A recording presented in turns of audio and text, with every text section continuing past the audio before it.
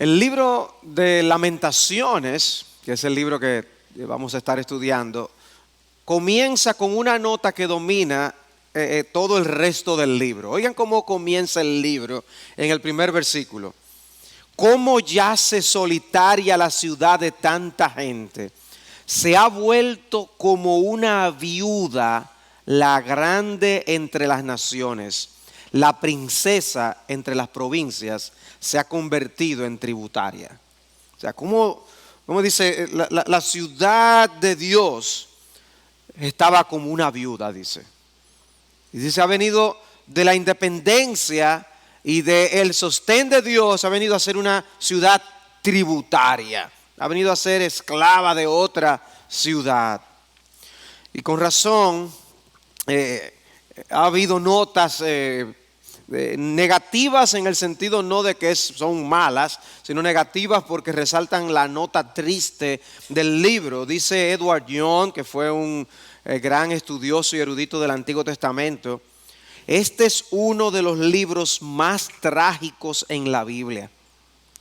La nación de donde proviene la salvación se ha vuelto impura, tan impura que Dios destruye ahora su forma teocrática externa. O sea, aquello que era el sistema teocrático, con todo aún su sistema religioso, vino a ser destruido por Dios. Y uno dice, wow, ¿y qué pasó con las promesas de Dios? ¿Qué pasó con todas aquellas promesas de un Mesías libertador? Para nosotros es más fácil estudiar el libro con el contexto histórico que tenemos, donde nos encontramos, pero imagínense estar en aquel lugar experimentando las cosas que ellos vivieron como nación. Crooks, que hemos citado en muchas ocasiones, por su parte, hace el siguiente comentario.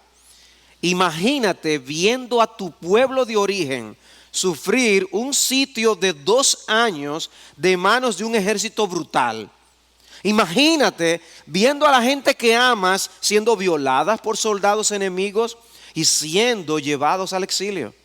Imagínate soportando un sufrimiento tan intenso que las madres devoraban a sus propios hijos y los vivos tenían envidia de los muertos.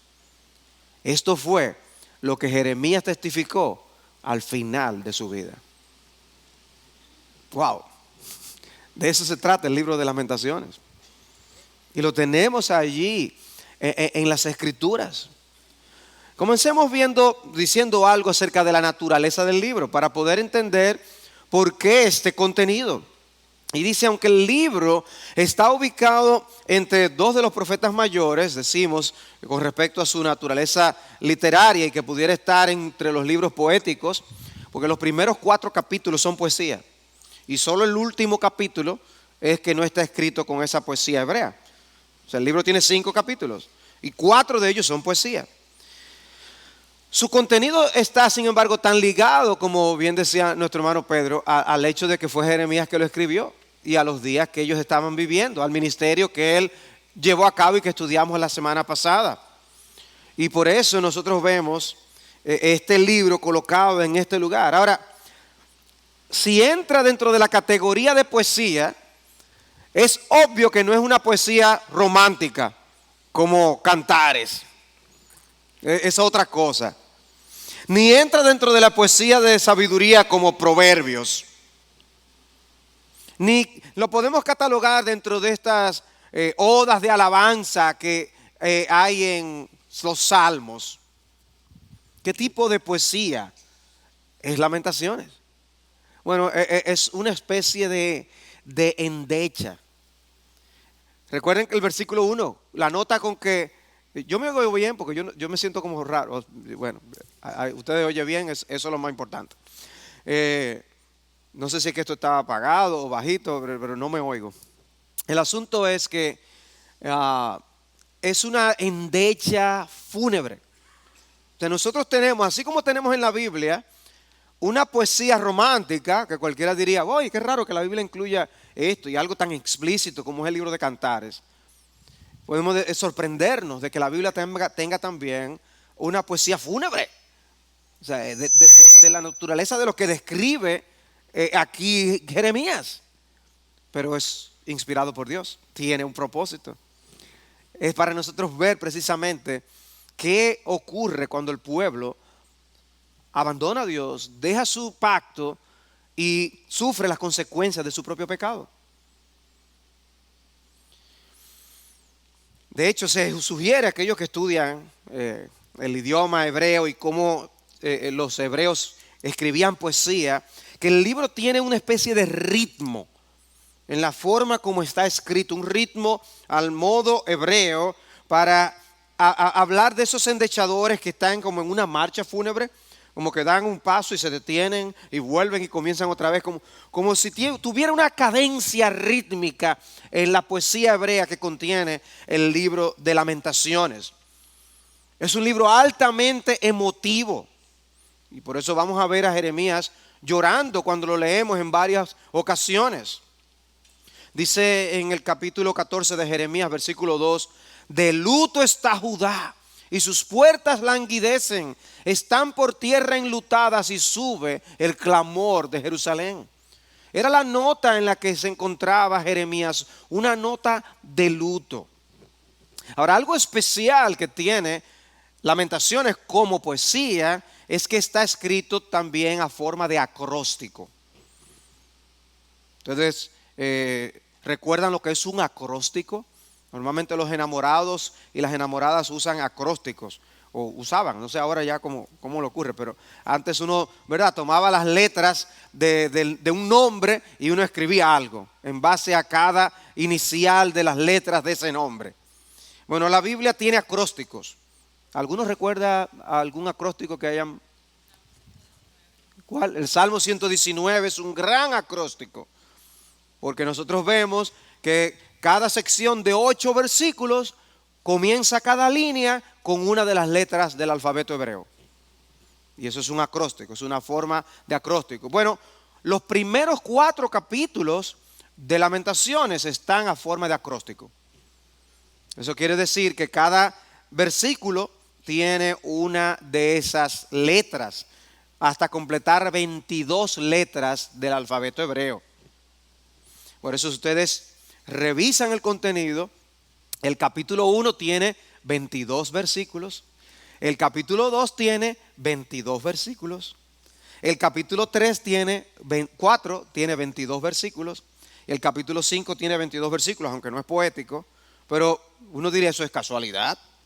Pero no parecería que fuera una casualidad la cantidad. La división en versículos no estaba en el original así, pero nos da una idea la cantidad de líneas que tiene esta poesía. Y luego algo especial que vemos en el capítulo 3, ¿lo observan? Y es que tiene 66 versículos, que es la misma cantidad de 22 que tienen los demás multiplicado por 3. Y hay quienes dicen que eso tiene un significado particular. La literatura bíblica puede ser organizada, ordenada de tal manera que llame la atención a algo. Una de las formas como el idioma griego, por ejemplo, llama la atención a algo es al hacer una lista, lo primero o lo último de la lista tiene un énfasis. Eso es una forma. En lugar de ellos usar negritas e itálicas como nosotros podemos usar para resaltar o subrayar, para identificar algo importante en el día de hoy, ellos tenían su manera de hacerlo. Bueno, en este tipo de literatura hebrea, la manera para hacerlo podía ser poniendo que lo que se encontrara en el medio llamara la atención. Y es así que se dice que el capítulo 3 del libro de Lamentaciones es clave. Es más largo, pero no solo eso, tiene un contenido que, como veremos, es crucial para entender el mensaje de consolación en medio de tanto sufrimiento en el pueblo. Y lo veremos en un momento, pero pueden ver cómo esto es un acróstico. Ahora, ¿cuál es uno de los propósitos de hacer algo en acróstico? Memorizar. ¿Quién dijo memorizar? Tony. Memorizar. Bien, es uno de los propósitos. Cuando uno lee el Salmo 119, de esta forma, aún facilitaba para los niños el poder memorizar estas cosas. Recuerden que ellos no tenían copias de Biblias en sus manos. Era lo que ellos oían repetir en sus hogares, o en las sinagogas, o en el templo. La memoria era importante, era crucial. Ahora, muy probablemente, La memorización no era el propósito principal de que Lamentaciones estuviera escrito de una forma de acróstico, sino el cubrir las 22 letras del alfabeto. ¿A qué me refiero? Bueno, que cuando uno va repitiendo el alfabeto y uno le dice a los niños, repite el alfabeto conmigo. Y dice, A, B, D, algo no está bien, faltó la C. Bueno, que era como si la persona pudiera, al leer Lamentaciones, darse cuenta de todos estos elementos y que no podía brincar ninguno. Tenía que recorrer el alfabeto completo para conocer la historia completa. En otras palabras, para enfrentar las tribulaciones y las aflicciones, nosotros no podemos saltar la enseñanza bíblica. Tenemos que ver todo su contenido sin saltar ni brincar nada. Y era una forma de ellos exponerse a todo esto. Eso en cuanto obviamente a la temática, a la naturaleza literaria del libro. Pero veamos algo en cuanto a la temática ahora, y ya he mencionado algo al respecto. Podemos afirmar que el tema de Lamentaciones está íntimamente relacionado al tema de Jeremías, por lo que ya hemos mencionado. No solo es el mismo autor, sino que también gira alrededor del mismo asunto, que es la destrucción de Jerusalén en el 587 a.C. y la cautividad babilónica. Y ellos están sufriendo las consecuencias desastrosas debido al pecado. El pueblo se enorgullecía de ser el pueblo de Dios. Se enorgullecía de tener el templo a donde debían ir todos a adorar a Dios. Era orgullo de Israel. Y precisamente Nabucodonosor viene y destruye lo que es el orgullo de Israel. Wow, imagínense lo que estaba viviendo el pueblo. Y eso, con todos los eventos anteriores y posteriores, implicaron un sufrimiento indescriptible en todo el pueblo. Y como vamos a ver en el contenido, ellos habían sido advertidos. Lamentaciones es como una especie de un gran yo te lo dije. O sea, leer Lamentaciones es estar viendo el dedo de Dios diciendo yo te lo dije. Normalmente a nosotros no nos gusta que nos digan, mira, yo te lo dije. Pero Dios lo hace. Y Dios le está diciendo al pueblo, te lo advertí, que si tú tal cosa. Y Jeremías estuvo lleno de eso, como lo vimos la semana pasada. Y Lamentaciones se lo recuerda otra vez más, de forma poética por si acaso. Te lo dije.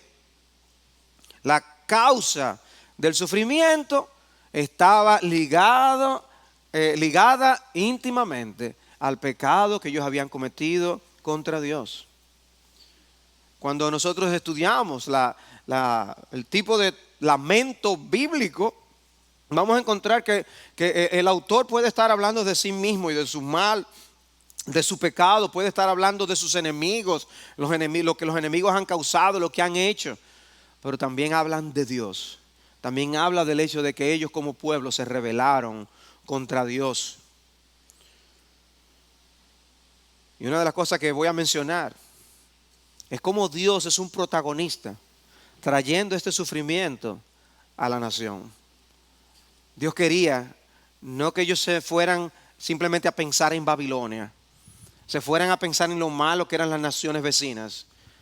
Dios quería que ellos pensaran en cómo ellos habían ofendido a Dios y cómo Dios mismo estaba actuando allí. Pasemos entonces a ver o estudiar la estructura del libro para considerar su argumentación. ¿Qué es lo que está pasando aquí en el libro? Y la longitud del libro nos ayuda porque nos permite tener una división sencilla en 5 partes, porque son 5 capítulos, y poder nosotros así tener una idea de qué se trata. El capítulo 1 sobre la extensión de la catástrofe y va describiendo cosas muy obvias. El capítulo 2 la causa de esa devastación. El capítulo 3 que decía es clave, la cura de la aflicción. El capítulo 4 la consecuencia del pecado. Y finalmente el libro concluye con un clamor del pueblo hacia Dios, una oración, una súplica al Señor. Pues viendo ejemplos de estos capítulos, viendo sobrevolando el contenido del libro, el capítulo 1 entonces trata acerca de la extensión de la catástrofe, una descripción poética de lo que ellos estaban viviendo a causa de la invasión babilónica, la destrucción de Jerusalén. El tipo de lenguaje con el que nos encontramos es con lo que aparece en el versículo 2, por ejemplo, del capítulo 1. Amargamente llora en la noche y las lágrimas corren por sus mejillas. Recuerden, la ciudad ha sido descrita como una viuda. Dice, amargamente llora en la noche, las lágrimas corren por sus mejillas. No hay quien la consuele entre todos sus amantes. Todos sus amigos la han traicionado. Se le han convertido en enemigos. Es una descripción terrible. El versículo 3 hace referencia al destierro y a una dura servidumbre. El versículo 5 hace referencia al hecho de que familias quedaron separadas, que experimentaron humillación, que aún los más nobles de ellos vinieron a ser tratados como animales. Sus enemigos no respetaron ni siquiera las cosas más sagradas del templo. Era una situación bien difícil y ellos no encontraban alimento, comida. La descripción que nos hace el capítulo 1 de forma poética es terrible. Hay las canciones de amargue en el día de hoy, hay algunas que son, óyeme, horripilantemente tristes, ¿no? Las personas dan expresión a la tristeza que embarga sus corazones. Bueno, pues lo mismo es lo que nosotros vemos aquí, pero esto a un nivel nacional.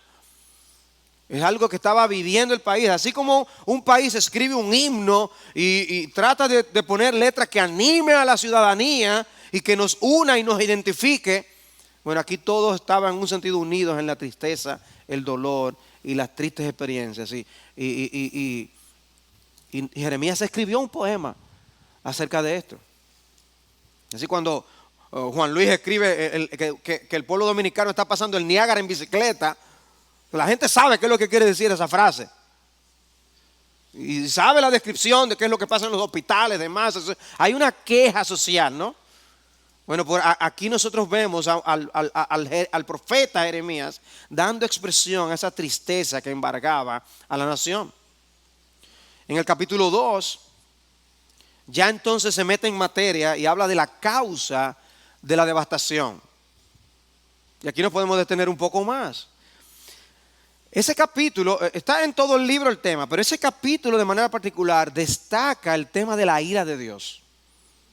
No es un tema cuando tú dices, déjame tener un devocional hoy, ¿de qué lo tengo? Sobre la ira de Dios. No, normalmente uno no escoge la ira de Dios como el tema favorito de uno. Es algo que hay que estudiarlo porque está en las Escrituras, ¿no? Pero oigan descripciones como esta. El capítulo 2 comienza diciendo, ¿cómo ha nublado en su ira el Señor a la hija de Sión? Ha arrojado del cielo a la tierra la gloria de Israel y no se ha acordado del estrado de sus pies en el día de su ira. Y 2 veces se enfatiza la ira de Dios y dice a la hija de Sión.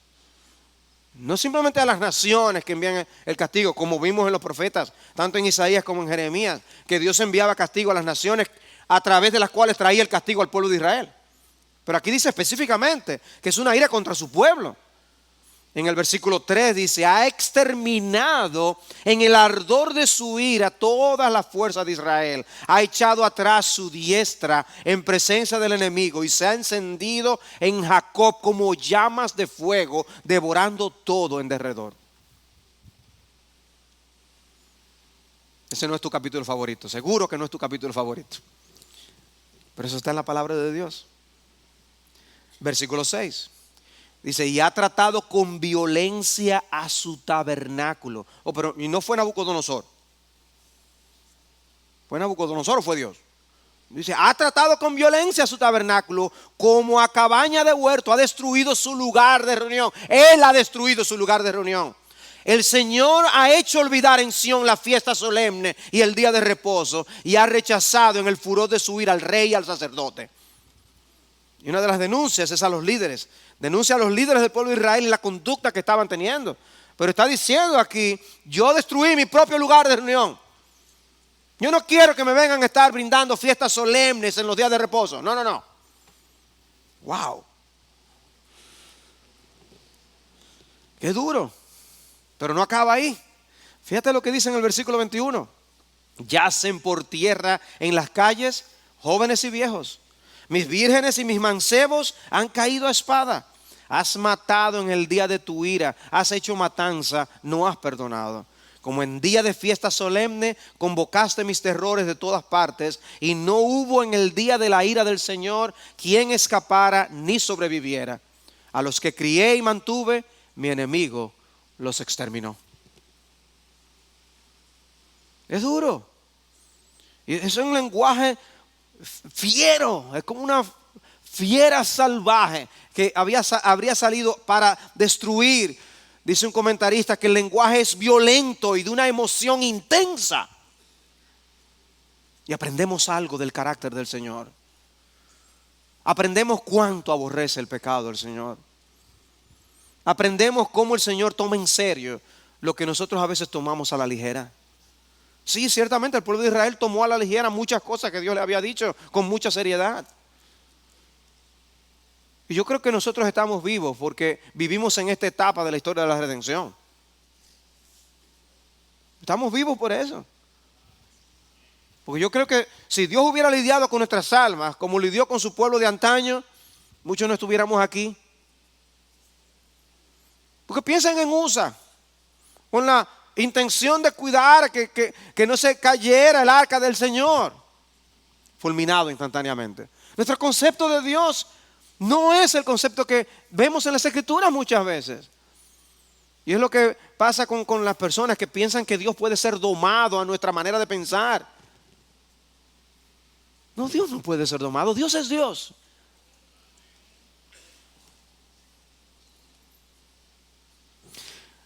Y una de las cosas que ocurre muchas veces cuando las grandes catástrofes suceden, la gente tiende a preguntar: ¿y dónde estaba Dios? ¿Y dónde estaba Dios cuando pasó esto? Y muchos quisieran escuchar que Dios no tuvo nada que ver con eso y empiezan a defender a Dios. No, mira, pero lo que pasó fue. La palabra de Dios no nos dice lo que a nosotros nos gustaría oír o lo que quisiéramos escuchar, sino la verdad. Y ciertamente Nabucodonosor no fue inocente como ninguno de los demás gobernantes de Babilonia, pero en última instancia sabemos que Dios estuvo detrás del asunto, como muy bien Lamentaciones nos instruye. Y ya en el capítulo 1 él había dicho: sus enemigos prosperan porque el Señor la ha afligido por la multitud de sus transgresiones. El Señor la ha afligido. Ahora, pero oigan lo que dice explícitamente el versículo 8 del capítulo 2. El Señor determinó destruir la muralla de la hija de Sión. Ha extendido el cordel, no ha retraído su mano de destruir, y ha hecho que se lamenten el antemuro y el muro, a una desfallecen. Y en el versículo 17, el Señor ha hecho lo que se propuso, ha cumplido su palabra que había ordenado desde tiempos antiguos, ha derribado sin perdonar, ha hecho que se alegre el enemigo sobre ti, ha exaltado el poder de tus adversarios. ¿Quién hizo eso? El Señor hizo eso. Eso está en forma poética escrito en este lamento de Jeremías. En el capítulo 1, versículo 15 dice: el Señor ha hollado como en un lugar a la virgen hija de Judá. En el lagar lo que se hacía era pisotear las uvas para producir el vino, ¿no? Y dice: Dios puso a su pueblo bajo sus pies y lo pisoteó. La Biblia de Transformación ESV en su introducción a Lamentaciones dice: Lamentaciones es un libro que nos confronta, mostrándonos la seriedad de la rebelión en contra de Dios. No escatima detalles para revelar la pecaminosidad radical del pecado y sus terribles consecuencias, pero también nos apunta más allá de sí mismo hacia la misericordia del Dios del nuevo pacto en Cristo, quien a pesar de todo cumple las promesas del pacto de Dios a su pueblo, a pesar de lo extraviados que eran. Es en el libro de Isaías, que hablando de su pueblo como una viña, la viña de Dios, dice en el versículo 5: ahora pues dejad que os diga lo que yo he de hacer a mi viña. Quitaré su vallado y será consumida. Derribaré su muro y será hollada. En otras palabras, yo le dije a los enemigos: hey, vengan, déjenme quitarle el muro. le quitó el muro, invadan. Eso es lo que está diciendo. Yo llevé a Babilonia. Y el versículo 4 presenta a Dios como un guerrero. Pero no un guerrero que lucha a favor de su pueblo, sino un guerrero que está luchando en contra de su pueblo. Dice en Lamentaciones 2:4, ha entesado su arco como enemigo, ha afirmado su diestra como adversario y ha matado todo lo que era agradable a la vista. En la tienda de la hija de Sión ha derramado su furor como fuego. Se ha vuelto el Señor como enemigo. Ha devorado a Israel, ha devorado todos sus palacios, ha destruido sus fortalezas y ha multiplicado en la hija de Judá el lamento y el duelo. O sea, Dios había sido provocado y Dios estaba trayendo consecuencias por causa del pecado. Y esas palabras me recuerdan a mí a John Owen, que con respecto al Espíritu Santo, él exhortaba a los creyentes a no contristar al Espíritu. Ese es el Espíritu que nos ayuda a dar muerte al pecado, a mortificar el pecado, Romanos capítulo 8. Pero dice, cuando nosotros contristamos el Espíritu pasa de ser un espíritu contristado a un espíritu retirado. Y dice, Él retira nuestra ayuda. Y dice, ¿tú quieres andar solo? Pues anda solo. Y eso le pasó al pueblo de Israel. Y a nosotros nos puede pasar a manera individual lo que a Israel le pasó como nación. Pero los lamentos de Jeremías era el hecho de que Dios, sin embargo, no les dejó sin palabra. No fue que Dios no los instruyó. Dios les advirtió, Dios les dio instrucciones, Dios les presentó las promesas, les dijo cuáles eran las maldiciones que iban a venir si desobedecían. Pero ellos no hicieron caso y prefirieron prestar atención a los falsos maestros, que fue lo que vimos en el libro de Jeremías.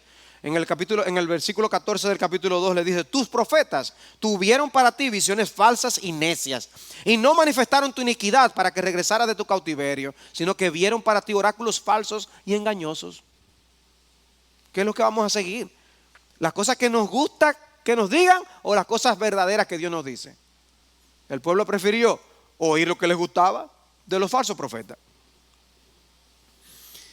El capítulo 3 habla de la cura de la aflicción. La cura de la aflicción. Y como yo les decía, es el meollo del libro.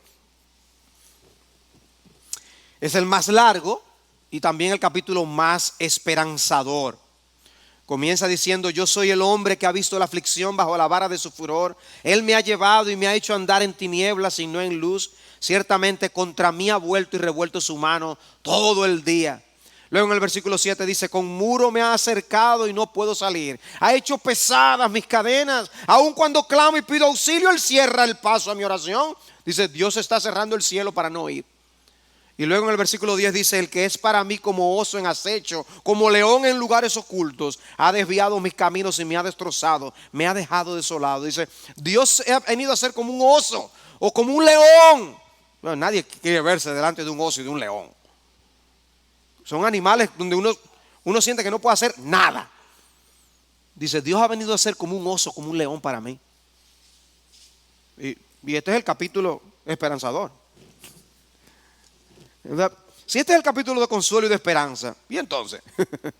Bueno, realmente el versículo pivote sobre el que gira todo el libro es a partir del versículo 21.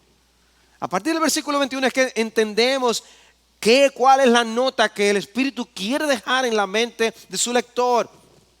Aunque dice en el versículo 18 que su esperanza había perecido, pronuncia esas palabras que han sido de tanto aliento a partir del versículo 21 cuando dice, esto traigo a mi corazón, por eso tengo esperanza, que las misericordias del Señor jamás terminan, pues nunca fallan sus bondades, son nuevas cada mañana, grande es tu fidelidad. El Señor es mi porción, dice mi alma, por eso en Él espero. Bueno es el Señor para los que en Él esperan, para el alma que le busca. Bueno es esperar en silencio la salvación del Señor. Ese es el meollo del libro. Ese es el centro del libro. El Señor quiere ver una actitud apropiada en su pueblo cuando se encuentra bajo su aflicción, bajo su humillación. Como nos enseña Hebreos 12 al hablar de nosotros como disciplinados, hijos disciplinados por el Padre Celestial. Tenemos que actuar, responder a su mano disciplinaria de una forma piadosa. Y Dios está hablando de lo mismo aquí con respecto a su pueblo. Y le dice en el versículo 28 que se siente solo y en silencio, ya que Él se lo ha impuesto. Que ponga su boca en el polvo, quizá haya esperanza. Que dé la mejilla al que lo hiere, que se sacie de oprobios, porque no rechaza para siempre el Señor. Antes bien, si aflige, también se compadecerá según su gran misericordia, porque Él no castiga por gusto, ni aflige a los hijos de los hombres. Dice, Dios no se deleita en traer estas aflicciones, no le da gozo y alegría. O como dice un autor, no es accidente ni un demonio ni un dios extranjero el responsable de la situación de Israel, sino solamente Yahvé. Pero Él no lo hace por gozo, para ver a su pueblo sufrir. Esa no es la idea. Sino que, como el mismo libro de Lamentaciones dice, las cosas buenas y las cosas malas pasan porque vienen por su mano para llevar a cabo sus propósitos. Y nosotros que vivimos en este momento de la historia de la redención, tenemos más luz para entender lo que Dios había estado haciendo y qué era lo que Él se había propuesto hacer. No era ese templo que Dios quería hacer que brillara, ni siquiera el siguiente que fue construido tampoco, ni el otro, sino el siguiente templo que es su pueblo. En el versículo 38 dice, ¿no salen de la boca del Altísimo tanto el mal como el bien? ¿Por qué ha de quejarse el ser viviente? Sea valiente frente a sus pecados. Sea valiente frente a sus pecados. Porque nos atrevemos a pecar, pero sé valiente después de asumir tu culpa. Y ahí en ese contexto es que dice, examinemos nuestros caminos y escudriñémoslos y volvamos al Señor. Alcemos nuestro corazón en nuestras manos hacia Dios en los cielos. ¿Quiénes aquí recuerdan esa canción basada en esas letras? Examinemos nuestros caminos y volvamos a Jehová. Levantemos nuestras manos a Dios. Levantemos nuestras manos a Dios en los cielos y volvamos a Jehová el Señor. Ese es el llamado que Dios estaba haciendo a su pueblo aquí. A reflexionar. Por eso les dice, siéntense, revísense con honestidad, pero vuelvan al Señor. Vuelvan al Señor. ¿Y por qué le dice vuelvan? Porque Dios lo va a recibir. Porque Dios es perdonador. Y aún en ese momento que Cristo todavía no había muerto. ¿Ven ustedes, hermanos, cuánto más nosotros tenemos la bendición de Dios al saber ya que el nuevo pacto nos promete el perdón de todos nuestros pecados? ¿En base a qué? A ese sacrificio que ya se llevó a cabo en Cristo Jesús. Y Dios así estaba animándoles a ellos aún en esas circunstancias. Dice, alcemos nuestro corazón en nuestras manos hacia Dios en los cielos. Nosotros hemos transgredido y nos hemos rebelado.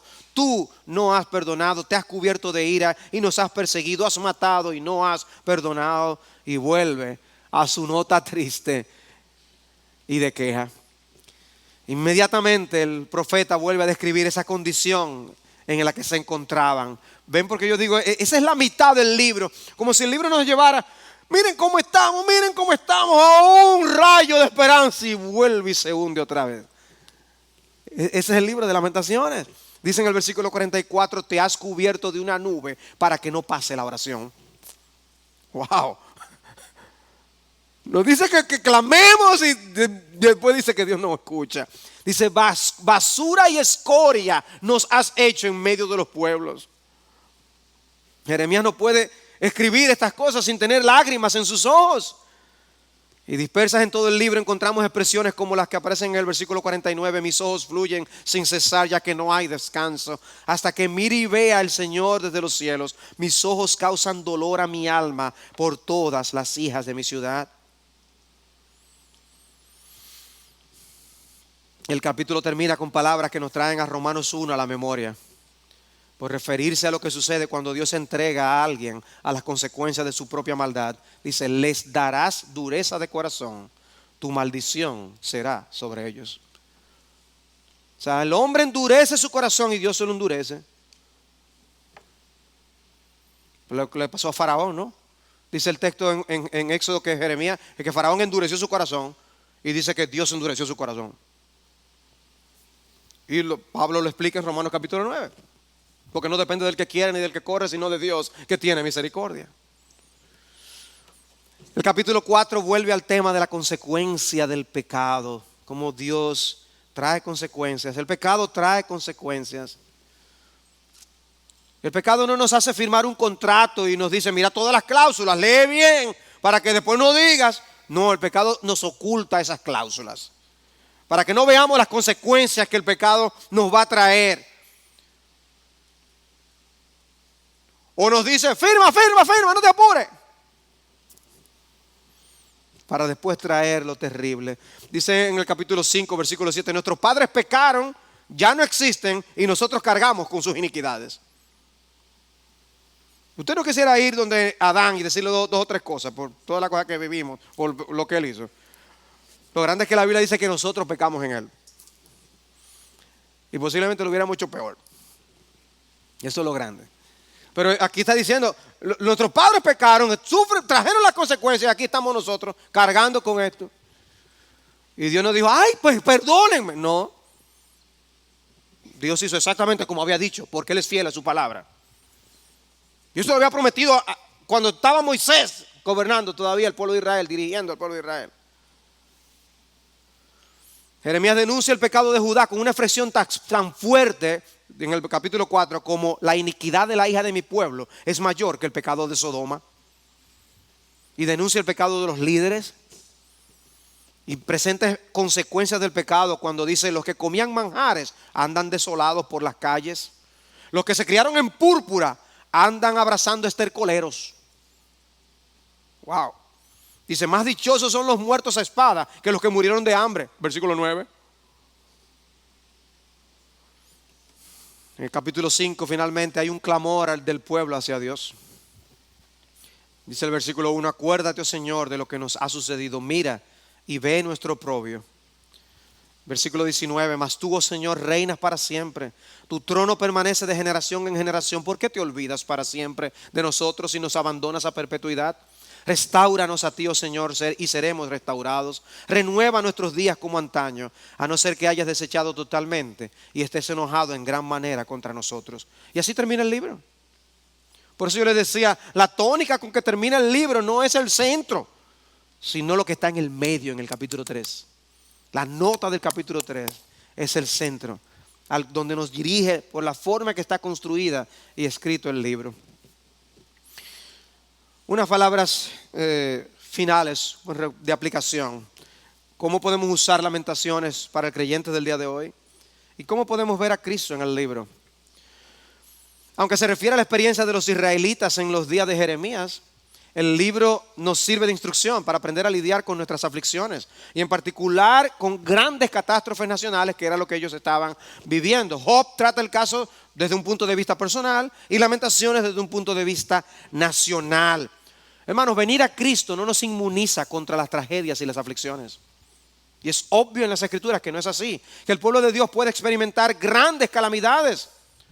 Eso no significa necesariamente que Dios está airado contra alguien, pero sí puede serlo, porque era así el caso con su pueblo Israel. El punto es que mientras la sociedad nos llama a buscar soluciones en el interior de cada quien, es triste el caso de esta familia que perdió a esa niña en el vehículo, que murió, triste hasta más no poder. Pero leer a alguien diciendo que lo que ahora ellos tienen que hacer es ir a un especialista que les ayude a sacar todas esas emociones que saquen las emociones y le den expresión a las emociones, y eso los va a curar. Yo no dudo que tenga buena intención cuando esa persona dice eso. Pero lo que el hombre tiene que hacer cuando la tragedia toca nuestras puertas es aferrarse a lo más cierto de todo el universo, que es a Dios y a su Hijo Jesucristo. Jesús es el camino y la verdad y la vida. Dios es santo, la vida es temporal. Somos pecadores, merecemos la condenación. Cristo es el Salvador, hay perdón en Él. Solo hay dos destinos: Jesucristo volverá. Esas cosas son ciertísimas, más ciertas de todas las otras cosas que podemos aún ver, palpar y tocar. A esas cosas tenemos que aferrarnos, aunque todo el mundo se derrumbe a nuestro alrededor. Pero hermanos, es más fácil decir aleluya y gloria a Dios cuando las cosas marchan bien y estamos prosperando. Pero seguirá la iglesia del Señor bendiciendo y alabando su nombre, recomendándole a Él ante el mundo si nuestra situación se torna verdaderamente calamitosa. ¿Cuántas sillas seguirán llenas en esta iglesia si las cosas se tornan verdaderamente difíciles? Porque si ya muchos se ausentan por cualquier excusa que no se atreven a dar en otros contextos por los cuales no llegan a tiempo o no llegan, ¿podremos contar con ellos si llega la persecución y la iglesia cae en desgracia con los de afuera? ¿Podrá la iglesia contar contigo y conmigo en esa situación?